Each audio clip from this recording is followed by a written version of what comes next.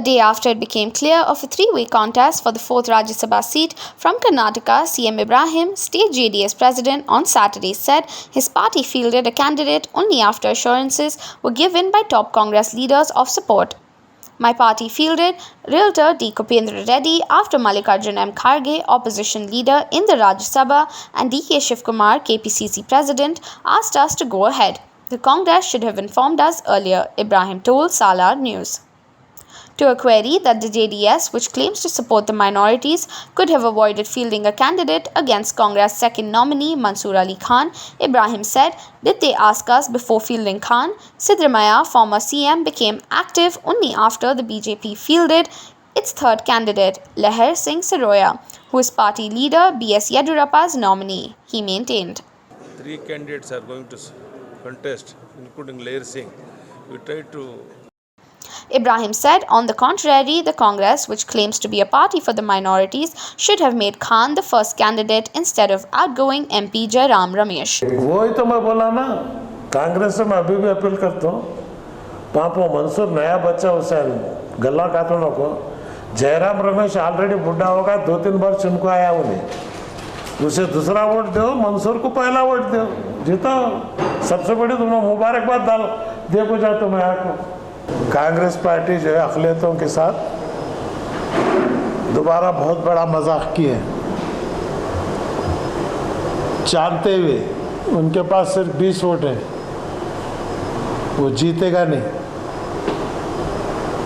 BJP जीतेगी उनको पता है,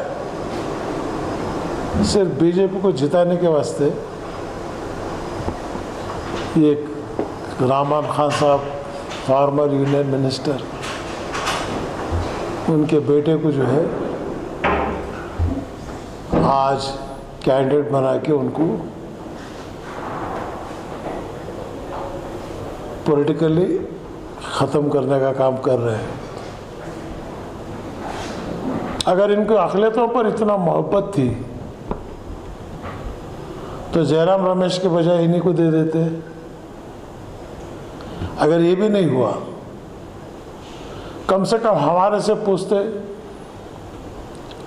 कि आप कुपेंद्र रेड्डी को डाल रहे, कुपेंद्र रेड्डी के वास्ते सोनिया गांधी से देवेगौड़ा जी बात करें, वो राजी रहे, शिव कुमार जी की बात की है, वो राजी रहे, तमाम राजी हो के कुपेंद्र रेड्डी को सेलेक्ट करने के बाद अचानक रहमान खान के बेटे को कैंडिडेट डिक्लेयर करना, और वो भी कब करे? बोम्माई का कैंडिडेट बीजेपी का नहीं है, अब येडियुरप्पा का कैंडिडेट लहर सिंह आते ही ये एकदम कांग्रेस की सोच बदल गई और दूसरा कैंडिडेट जो है कांग्रेस वाले डाले। ये मुसलमानों को बेवकूफ़ बनाने का काम, मुसलमानों को अंधेरे में रखने का काम दोबारा आज ये लोग करने की कोशिश किए हैं। उनसे मैं अपील करता हूँ, अक़लियतों के ऊपर तुम्हारी मोहब्बत क्या है कहने का मुझे मालूम है। 21 लोगों में 19 लोग मुझे काउंसिल में लीडर बनाओ, बोले नहीं बने तुम्हें, क्यों? एक मजबूत मुसलमान, एक मजबूत क़ियादत अक़लियत की रियासत में नहीं रहना, ये तुम्हारी सोच इस बार के राज्यसभा इलेक्शन में साबित करके दिखाई। तो मैं जेडीएस कैंडिडेट जीतता मुझे उम्मीद है, लेकिन इनकी कोशिश है,